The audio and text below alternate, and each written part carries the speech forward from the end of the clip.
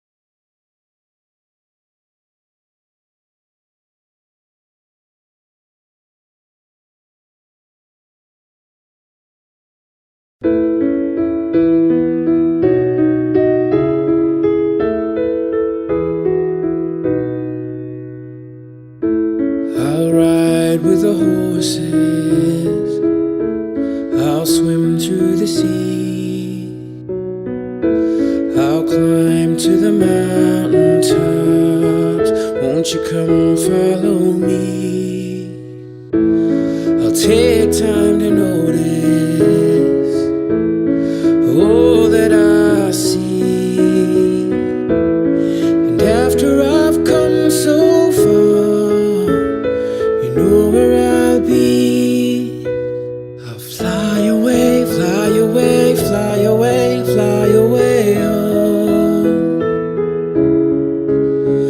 I'll fly away, fly away, fly away, fly away home.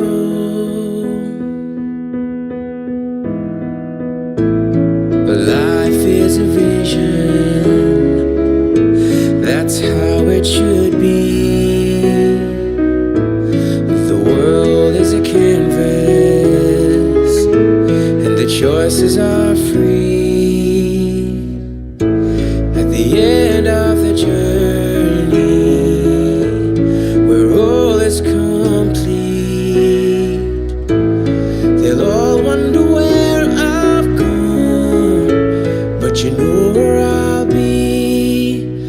I'll fly away, fly away, fly away, fly away home. I'll fly away, fly away, fly away, fly away home.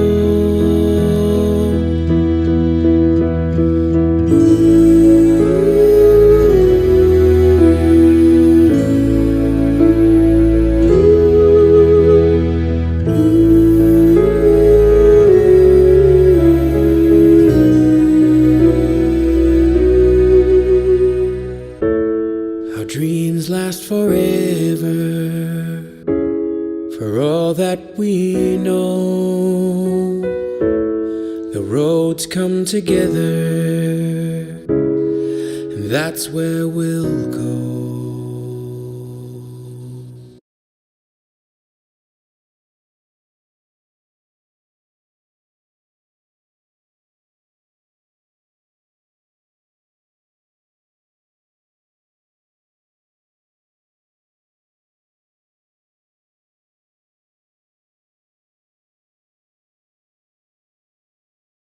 The pompous and elite wish we go away. because we are real and direct. no interest owns us. And we have no interest but The truth. Together we are exposing corruption. Together we will reform criminal justice. Together, we are fighting violence Against women and children. We here at Kandit will shine the light. on every corner of darkness. Together, we are giving a voice to the voiceless. And forgotten. Stay lit. Together. Together. Together. Together. Together, we are giving a voice to the voiceless and forgotten. We are Kandit News Group.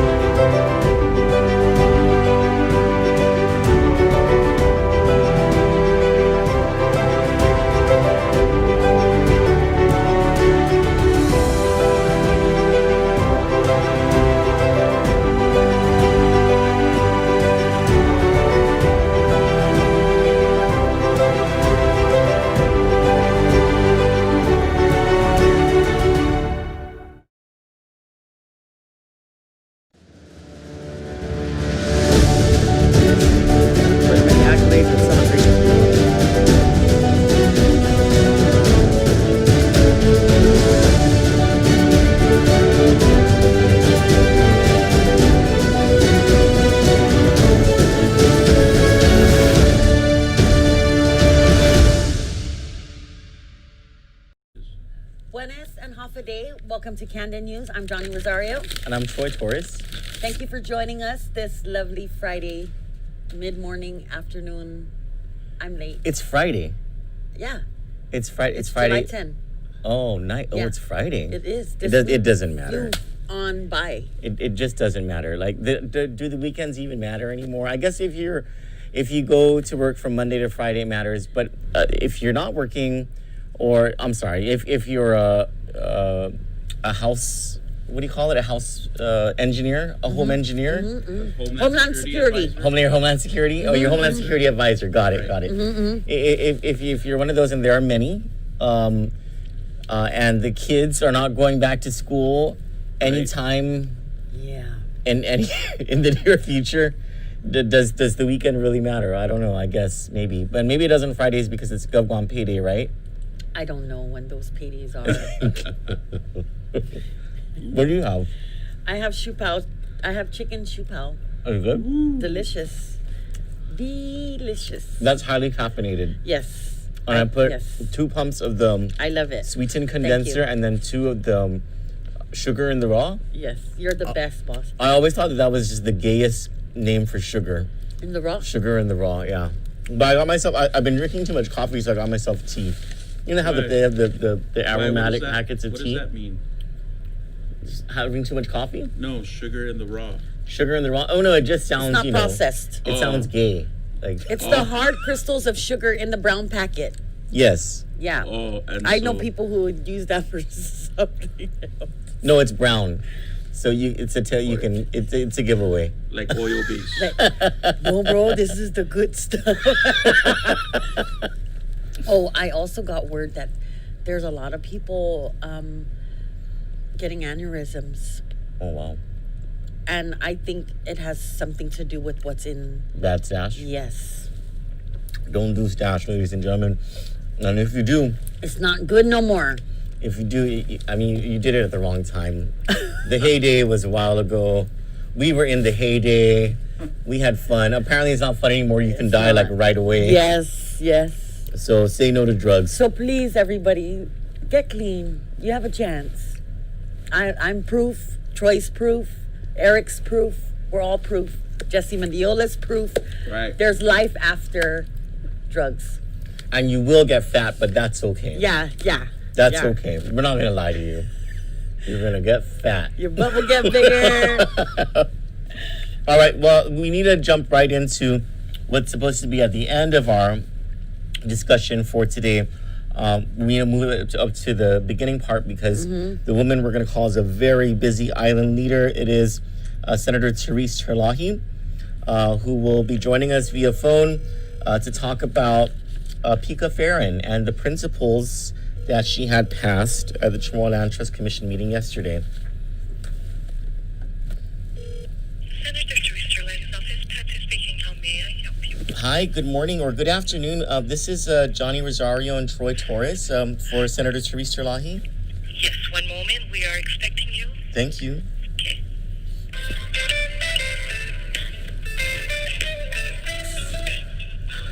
Thank you for holding. We'll be with you momentarily. Good morning, everyone. Thank you for joining us. We actually have a full lineup. Hello? Hi, buenas, Senator. Buenas, Troy. Happy day. How are you? Great. We're starstruck. Oh, yeah. Oh, man, now you got me nervous. So, Senator, before we ask you about the principles of the commission that were passed in yesterday's resolution, could you just, we'll just cue you up here and say, talk to us about Pika Farron and your thoughts on Pika Farron. Okay, thanks. I felt very honored to be there in person at the meeting to witness that for myself. I was very inspired hearing her talk to the commission members in her last meeting and to ask them for their action on these guiding principles for the trust going forward. Yeah. And I didn't know Pika, to be honest with you, prior to her tenure on the trust. I only knew her, as the restaurant owner, the businesswoman of the year, things like that, but not really personally. And it's only because I have to work with Under Trust that I got to know. I actually know her on this professional level, and I believe it's a loss to the trust, to our entire community, because she had very uniquely learned, the procedures of the trust, the details, the history. She spent so many hours putting in to really be to speak with authority when she had to, because she knew exactly what they were doing right. And I want to really commend her, because when the big disaster was exposed a couple years ago, Pika stepped right up. She didn't shirk from that. She didn't try to blame anybody else. She said, it's right. This is wrong, and we are going to fix it. And then she went further and came up with a plan, detailed short-term and long-term plan of how they were going to go and rectify years of, just things being not done correctly. Yeah. And so I really admired her for that, because, I just really admire people who will really put in time and work very, very hard and know what they're talking about, and she did that. And I couldn't believe it, because it's a board, and, these boards are unpaid. They're volunteers, and she has businesses to run and family to take care of, but she put in hours worth to make sure that, and I thought it was her work and her, integrity and credibility that she put on the line, really, and told us as lawmakers, we're going to fix this. Like, trust us now. You know what I mean? And this is our plan. We're going to be open about it, so you will never again have to question whether there was something, some impropriety going on. And that I very much appreciate. The openness that she was, going to conduct business of the trust. And then, and so, because she laid it out like that, I think the public was able to say, okay, we'll give this trust another chance, because I thought at one point, boy, it was going to go down in flames. Did you think it right? It was such a big disaster. And so anyways, lots of work still to be done, even up to now. But I think they had a very concrete methodical approach, and that I very much appreciate. Well, and Patika, I just think actually, she came to the commission with an urban planning degree. Yes. And I was so surprised when I remember watching her confirmation hearing. I wasn't a senator at that time, and I thought, an urban planning degree, wow, that's the first time I think that the Chamorro Land Trust has had what they're supposed to have. I mean, they're supposed to have our best and our brightest on this commission, because it was, envisioned that this was going to create communities for us. Communities to lift up all, everyone, their standard of living, the, homes for people who are at risk. And right now I feel like that's a huge need right now. We've got to stand this program all the way up so that everyone possible that we can, provide a space for a home, that we can do that.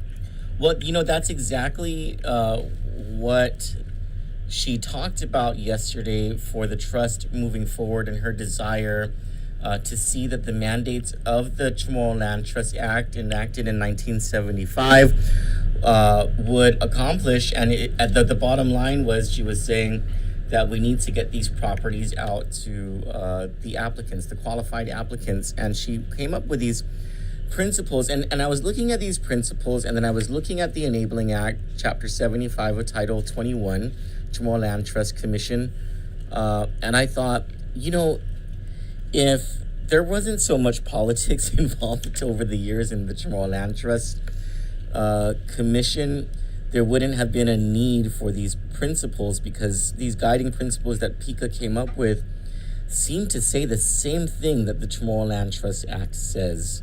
Do you have any comments about that? I think they're very consistent. Correct. The trust, was trying to hold itself as a fiduciary, the way it's written in statute. It was supposed to act as a fiduciary to the beneficiaries. Yes. And to take care of this land in perpetuity, right? Yes. And entrust it with the entire remaining inventory of land on Guam, which is the biggest responsibility in town, I think. Yes. Right? And so of course, yes. That and so I thought the principles were a good reminder of that level, that fiduciary duty level, that without political interference level, without any other. When you are acting as a trustee, as a fiduciary, for people, not just today but in future generations, that the standard is high, and you cannot consider personal interests, side special interests, without foremost considering those beneficiaries. There are two principles, Senator, that stand out just in practice that needed to, I thought needed to be said. Was number 14, the administrative director works at the pleasure of the commission and shall work exclusively on the directives from the commission. Requests from outside interests shall be presented and vetted by the commission prior to administrative director action. And the enabling statute does say that the commission shall employ the administrative director who shall serve in a full-time capacity. And I'm guessing, because this is the by practice thing, I've seen how the administrative director position has been recommended by the governor. The commission just rubber stamps it, and from there forward, the administrative director is a member of the cabinet, and it's what the governor wants that happens, and not necessarily what the commission wants. Is there something that can be done in statute to sort of solidify this autonomy that the administrative director would have from anyone, from the governor, and more to that fiduciary responsibility you were talking about? Well, I think the statute's very clear, as you pointed out. I think, if you can remember, several years ago, there was an executive order that lumped the three land agencies together. Yes. The Department of Land Management, Chamorro Land Trust, and the Ancestral Land under that one Director of Land Management. Yes. And so I think PICA rightfully, advocated that they be separated. Chamorro Land Trust should follow the statute and be able to appoint its own director and be not, subject to that Director of Land Management's, cabinet decisions.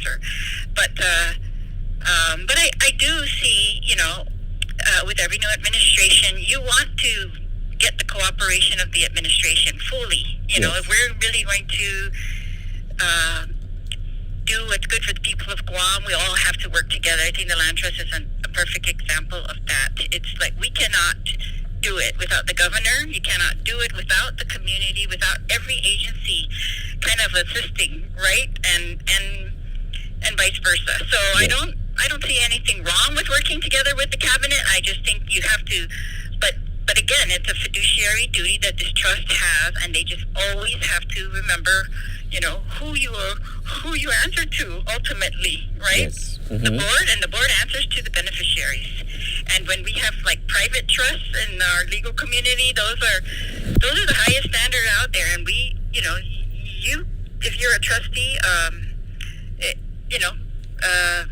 it's very, I'd say you're always subject to lawsuit that you did not act for the benefit of, beneficiaries. Yes. So no one's been sued here for not acting that way, but yeah, I and you've seen directors, and I think that's what maybe she was trying to ensure, she talked about it as lessons learned, and it's very clear, lessons learned. We've seen that the directors in the past have received, requests for certain actions of land, on land, or certain, actions, I guess, leases, and that they've just acted on their own without even bringing the business to the commission for its approval. So that was, I think, the number one finding when they went and reviewed all the improprieties, and that was the number one finding, that no business should occur in this commission without the commission's knowledge and approval. And if they do it in meeting, then the public will also be able to know. So I very much appreciate that transparency. Well, our viewers very much appreciate what you're saying. You're getting lots of rave reviews from our viewers right now. Oh, that's right. You're live. Yes, we're live.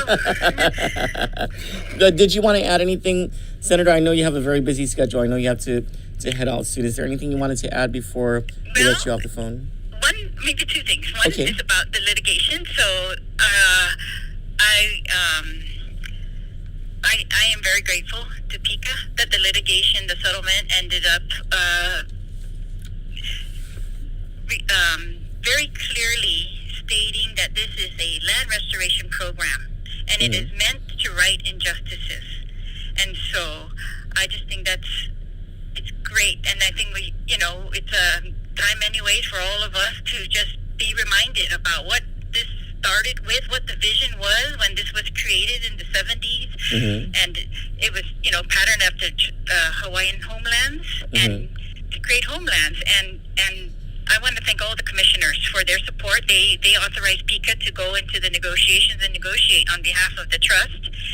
And they also, so they acted. And I want to thank, past commissioners. I think many of them, they served with integrity and they tried to do the best that they could do. And I just think we always, as you see in our government everywhere, we can improve this by transparency. Yes. Everyone needs to open everything up, and the more we know, the better we are going to be able to do. I really firmly believe that, and I think the trust is a perfect example. I hope that they will continue to be open, because if they make errors, we can catch it early on, right? And maybe try to correct it. And if we're watching, right? That's another thing. So we all have to participate. It's on all of us. But I just think the trust, if you read this statute, the vision is beautiful. It is going to build communities. It's going to take care of those who've been separated from land for generations, right? And we've seen the impact of this on our families. I mean, it is very evident that families who were separated from their land after the war are some of the, families who are in most need right now. And I don't think that's right. And so that's why I dedicate as much as I can to, this is justice for me. It's like, get this land to where it belongs and get it to be used for the people of Guam so that they can, we can all rise up together. Our standard of living, our no poverty. Poverty on Guam is really, it's debilitating. It's debilitating and it's unconscionable. Honestly, we cannot have this kind of poverty. And this is what these type of programs are supposed to be taking care of. Is this generations of injustice and bring them back to the same fulfillment, the same quality of life that we all share. We couldn't agree more. And the transparency is just so important, considering the propensity for corruption of these resources, which is the unconscionable part. It really is.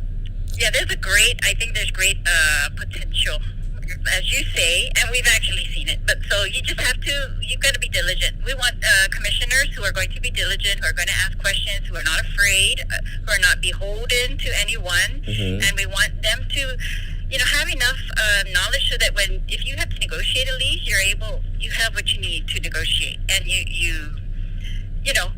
we're representing the people of Guam, and you got to go in there, like that. With everything we could possibly provide, we've got to go in with that kind of power and that kind of knowledge. Yeah. Well, thank you so much, Senator. Thank you for your time today. Thank you all. Take care, Charlie. You too. Johnny, bye-bye. Bye. Can I just say, with PICA not being reappointed, at a discussions amongst friends and family, it kind of feels like we're being defeated, because she is the right person for this program. She had 4 years to do, she did a vision. All of these things going on in her life, she did this. She doesn't get paid for it.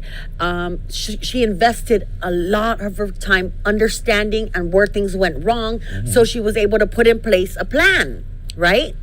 Okay, we can't do it this way because that's not the right way to do it. And I kind of felt defeated, personally as a citizen, you know what I mean? So I don't know where we go from here. I'm not sure how the government really works and on how they're going to get, I don't know. Well, those are few and far between. Someone with integrity, and Senator Teresa Lockie kept saying that people with integrity, people with integrity. I want to know what the governor has to say. Well, after this speech, she'll never talk to us. But on the point of where do we go from here, the feeling of personal defeat as a citizen, knowing that Pika Farron was the perfect person for the job. I've become a firm believer in thy will be done, and I just think that whatever is going to happen, there is a greater purpose for Pika Farron, and maybe it is not that the governor defeated her. Maybe the governor, just tripped herself up because maybe Pika Farron is someone who's going to run for governor against Lulian Guerrero. You know what I mean? Like this is. One door shuts, another door opens, and do we take this as a defeat for the people of Guam? Maybe a temporary setback for the people, but justice always finds its way, and His will be done. I'm just a firm believer in that, and we just don't know what that is. Yeah. And all we can do is hope, pray, and work our very best at justice and truth, and things will come out. Viva Pika! Viva Pika! Now, Pika did do something. She did do something that I did not know was going to happen. It was not a setup, nothing like that.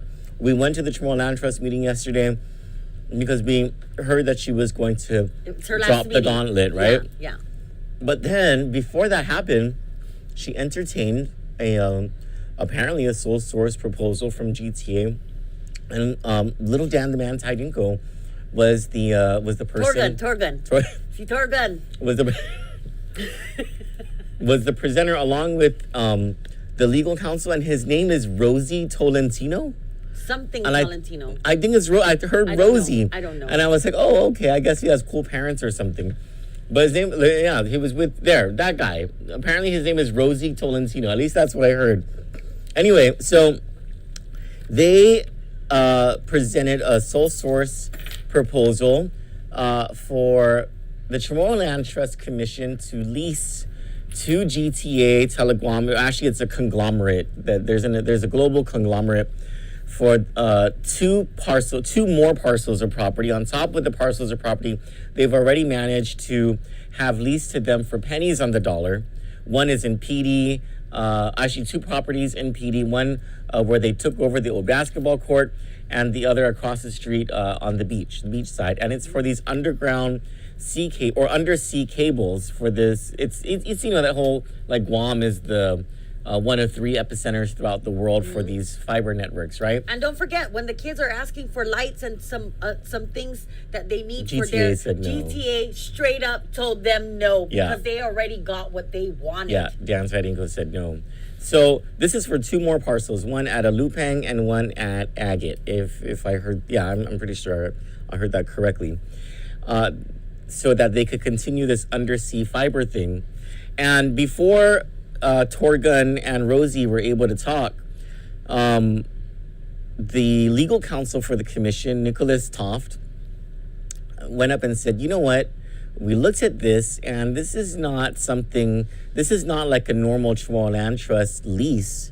There's no procedures in place for this. What this really is an unsolicited proposal that needs to go through the normal government of Guam procurement process. And so, what I recommend to the commission that we do is, and this is the Toft guy talking, is that we send out a request for proposals. And Pika, I thought this was so funny, and I didn't believe Pika when she said it because of her tone of voice. Yeah. She said, "Wow, this is such a surprise. I'm so sorry that we're hearing this at such the last minute."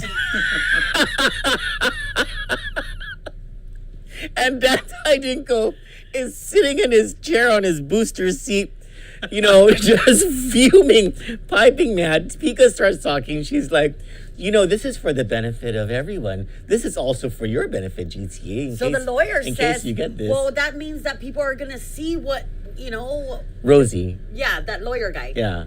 Not Toft, the other one. Yeah. Tolentino. Says, well, people are going to see our ideas, and this is going to affect our competition. And like, well. I was like, your fault for submitting an unsolicited proposal. So Dan Tidinko is so upset that he interrupts Pika while she's talking to him and trying to offer him encouragement to submit their proposal along with everyone else. Look at him. He's pissed off. and so he interrupts Pika Farron, and he says, "You know what? We even got guidance from Senator Senator Lockie. She wrote us this letter, and she said that we should go and get this appraisal, and that's what we did. And so part of the thing is that these are submerged lands, and there's no value attached to them. The commission does not know the value of these lands for this specific use." So Dan was saying, Dan was trying to make it sound like Teresa Lockie was encouraging this project. And Senator Teresa Lockie was sitting 2 seats from me. Johnny was actually facing her. And can you tell them what her reaction was?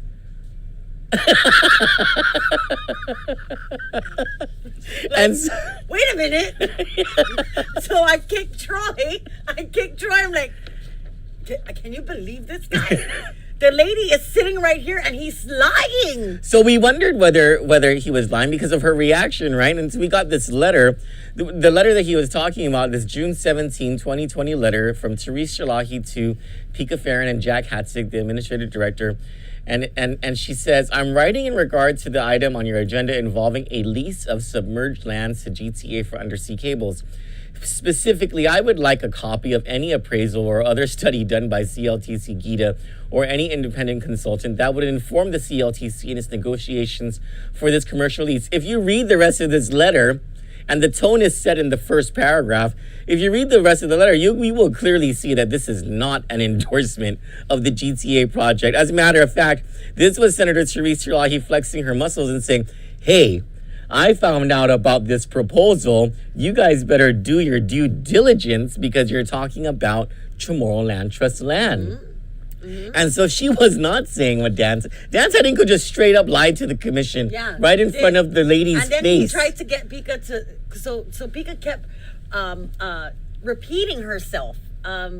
You know, we need to follow the law. We have to make sure. So later on down the line, because of history, we don't get dinged for this, you know. She was like, it'll be good for you too, Dan. You know those cables, they have expiration dates? That's what Dan said? Yeah, and then she's like, well, maybe next time. She said, well, maybe in the future it'll be easier so that we can order more cables. I couldn't help. That was an extra treat for us. I honestly wish we weren't wearing masks because I wish Dante Dinko could have seen my smile. Marge CJ says Pika should seek governorship. Yes. Richard Leon says sent emails to senators over this loser decision by Governor Lulian Guerrero. See what they say. Oh, thank you. Vivian Rosario says, yes, Pika should run for governor with her integrity. She has my vote. Troy, you and Johnny should think about running for office too. Vivian says, I'm laughing along with you guys. Richard Leon says, remember little Dan, Phil, and Judge Gatewood are all related. Yes, they are. They're all siblings. Yes, they are. All right. So anything else on the GTA thing? No. So we went all over the place on our lineup, and we had to adjust it because we couldn't let Senator Teresa Lockie wait for us. So the next thing that we needed to talk about is just a simple public service reminder, and that is if your children go to public schools, you need to do that. Is it a survey? The survey. Call the school. They'll email you a certain website, and if you don't do it by today, they will automatically go into the program where they go to school 6 days a week. Yeah, and today's the deadline. Is it 5 p.m.? Is 5 I'm p.m.? not sure. Today's the deadline. Better now than later. Today to get this done. If you're having problems with it, please call your school or your child's school. They're working around the clock, Troy. So they're there after 5, making sure all the kids are. Never mind. Sorry. Do you want to? No, I don't. I feel stupid. So, about 70%, I think, of parents or students or whatever have chosen the Online. homeschooling Yes. options. Yes. Both online and hard copies, Yes. right? Yes. And so that leaves about 30% left who are going to be in the classroom. And when they are in the classroom, it's not going to be for many days a week. It's going to No. be 1 to 2 days in a Monday to Thursday week. Yeah. Friday is the interventions day. Where they might be called into school, depending on that's up to the teacher, right? This is going to be an interesting school year. Johnny and Eric continue to say that we are going to know this generation in the future as the dumb generation.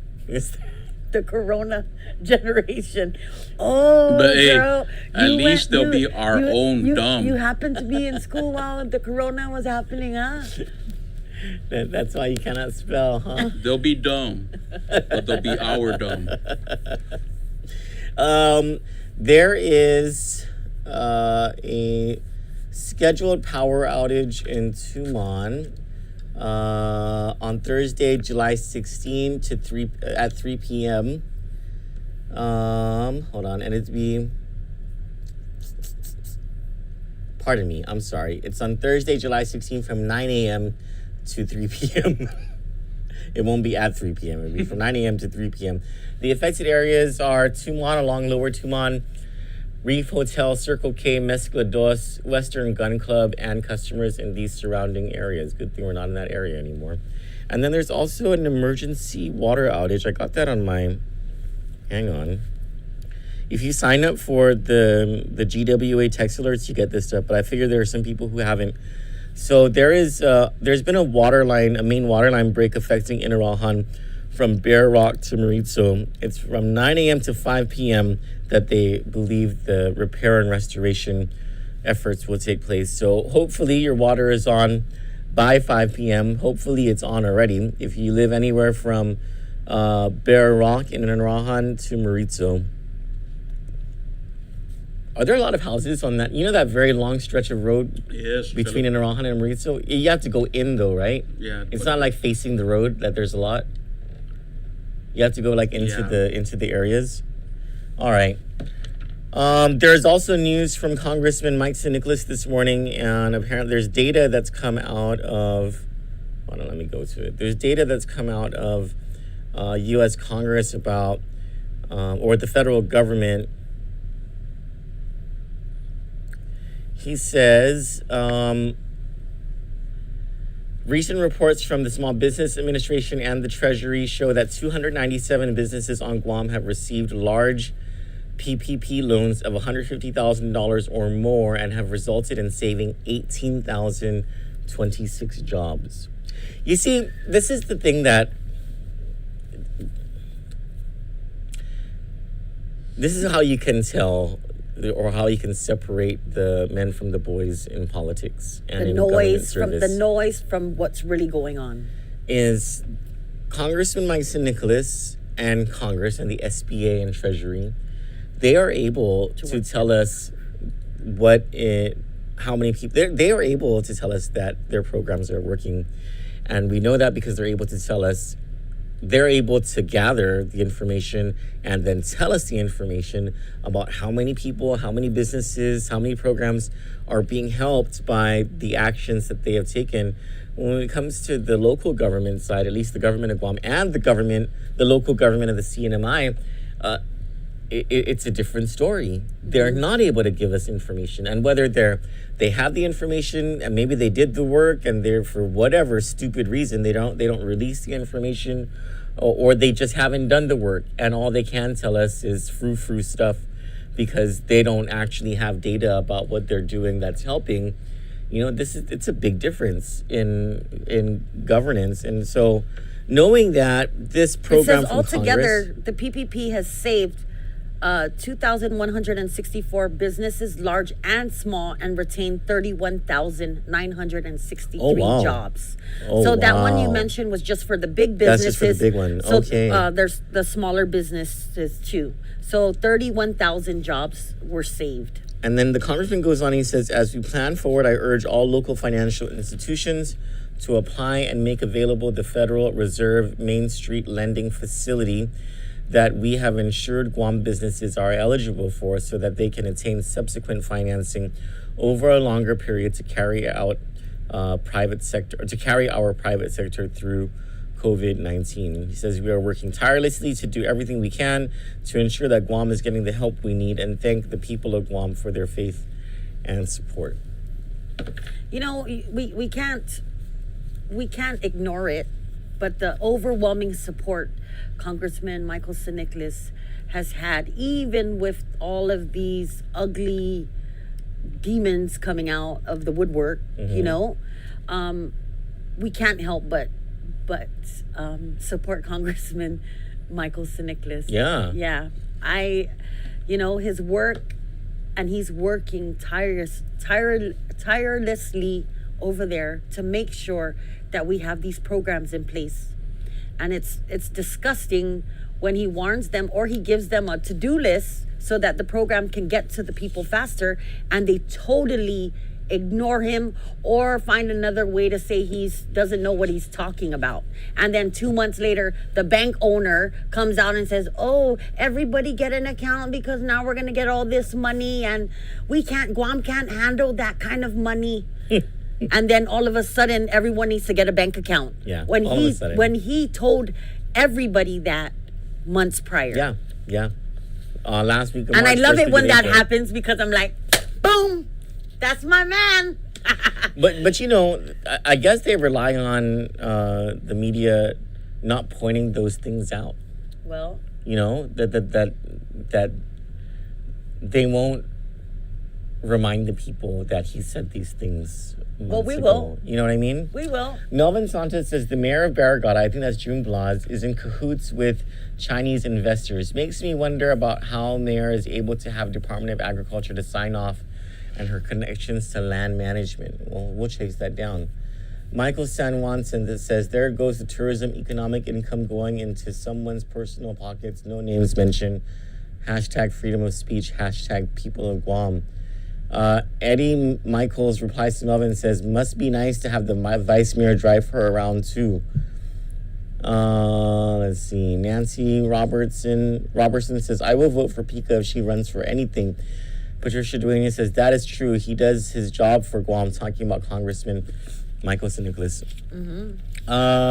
We have a terrible crime story, and then we're going to move on to our final story, and that is the arrest of Customs Director Ike Pareto. But this one's going to be difficult to read through because you have to redact the names, right? I read it yesterday. No, Okay. because they're all minors, so it's just initials. Okay. But it's confusing. But then if you just put it all together in your head, they went and to someone's.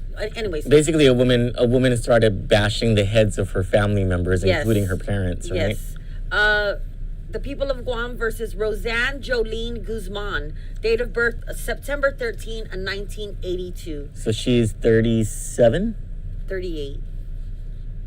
She'll be 38. She'll be 38 this year, yeah. Aggravated assault, special allegation, deadly weapon used in the commission of a felony, family violence, and family violence. So 2 family violence charges.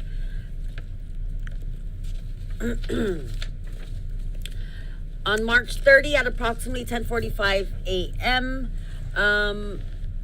officers responded to a report of a riot in Chalampago. The victim stated that her daughter Viva Chalampago started throwing objects towards her and defendant's father after the defendant told the victim to move out of the defendant's house. Don't put them, because the names are there, sorry. The victim stated she then went to the neighbor's house to call for a medic. One of the victims, this is so confusing. I can't. Anyway, so this lady ended up. The victim went to the neighbors to call.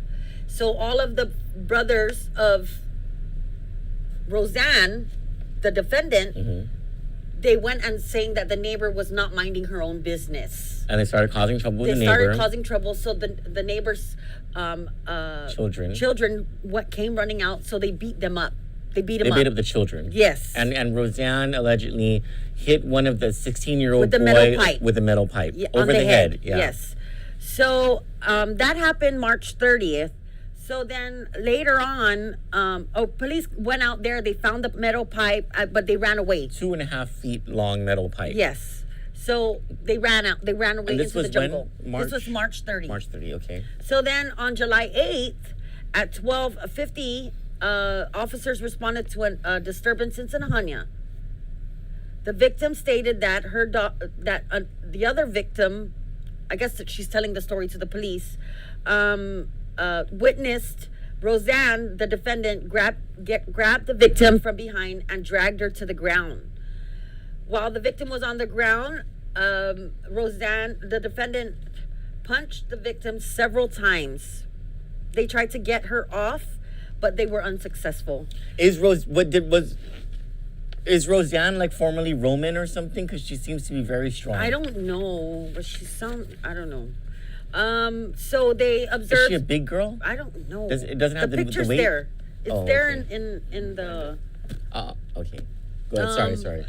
So the officers checked out the victims, and she did have abrasions on her knees and the left side of her neck. There you go. The defendant was later located at her residence July 8th and was advised of her Miranda rights. Based on the foregoing, Roseanne Guzman is being charged with aggravated assault, family violence, and with special allegation, deadly use. No wonder she looks like Devo. I would not get into a fight with her. She looks like she was stealing the neighborhood bike. And what's his name's necklace that his grandma gave him. What was his name? Not his real name. What was his name in I don't know. Friday? I don't. Debo. No. The Chris Tucker's character. I don't know. I forget. Not Craig. I forget. Craig, what you got? Oh my gosh.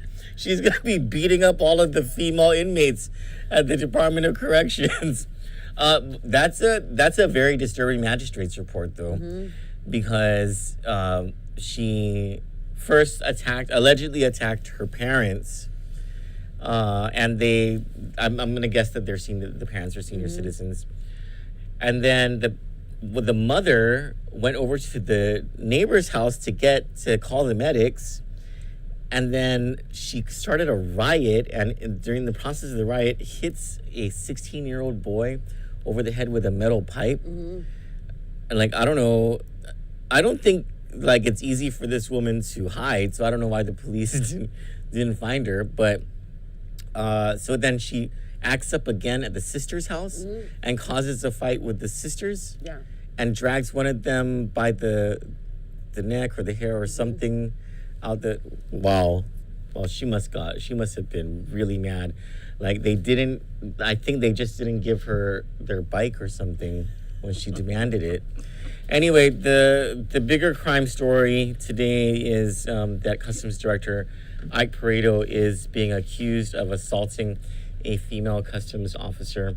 I just got, right when we got on the show, Carlina Charfris responded. Carlina Charfris is the spokeswoman for the Office of the Attorney General. She says the Office of the Attorney General is aware that Ike Pareto was arrested for an incident that occurred last night. The OAG has requested police reports related to the incident and is awaiting a response.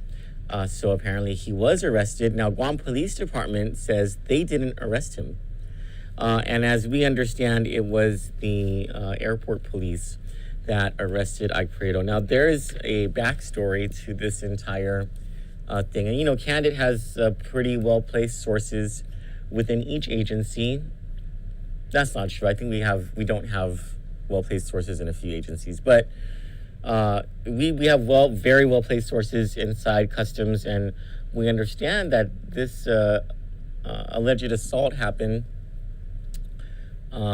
following an argument between Mr. Pareto and this one Customs officer. And this had to do with, it started when this one Customs officer blew the whistle on illegal conduct happening at the airport, where there were apparently administration officials, customs officials, whoever, letting people into Guam who were supposed to have been quarantined, but letting them out. Out the back door. Out the back door.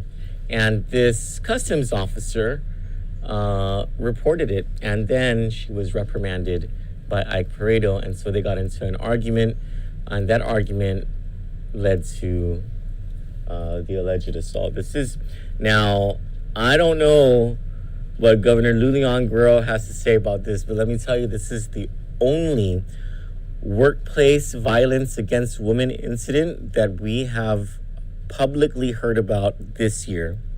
The only one, and it just happens to be one of her appointees, a cabinet member, nonetheless. He's also a law enforcement cabinet member. So the expectations are a bit higher. What is, and the Governor Lulian Guerrero and Jane Flores and all her minions, they always love to say she's the first female governor of Guam. Well, let's have this mean something now. This is workplace violence against women. If he's allowed to keep his job with these allegations, I don't know. That's like that's like Robert Underwood keeping Mike Ellert, the rapist, over at UOG. You know? Is there accountability that happens when it's this high up the food chain? I don't know. What are you're a Bibo woman. You're a super feminist, right? I am not super feminist. No, you are. You're all about whatever men can do, women can do it too, right? Yes. But I still think that men have their place to be responsible and to take care of their wife and their children. So you know what I mean? Talk to our audience about how all this makes you feel. I think the backdoor stuff bothers me, and the fact that they tried to shut this woman up by reprimanding her. Yeah. Because she stood up against the forces. Yep. And that's what gets me. Now, I'm pretty sure I'm pretty sure if